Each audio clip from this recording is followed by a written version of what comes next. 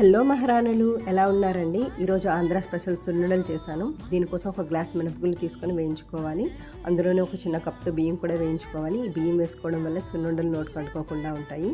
ఇప్పుడు ఏ గ్లాస్లో అయితే మినపగుళ్ళు తీసుకున్నానో అదే క్వాంటిటీలో పంచదార తీసుకొని ఒక 4-5 యాలకులు వేసుకొని మెత్తగా పొడిగా చేసుకోవాలి.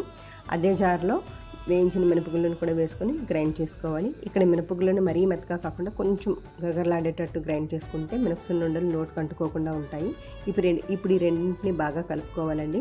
ఇప్పుడు నెయ్యిని తీసుకొని వేడి చేసుకోవాలి. ఇక్కడ నేను ఇంటి దగ్గర తయారు చేసిన నెయ్యిని వాడుకున్నాను. ఈ కరిగించిన నెయ్యిని వేస్తూ చిన్న చిన్న లడ్డూల్లా చేసుకోవాలి. అంతే అండి, చాలా ఈజీ.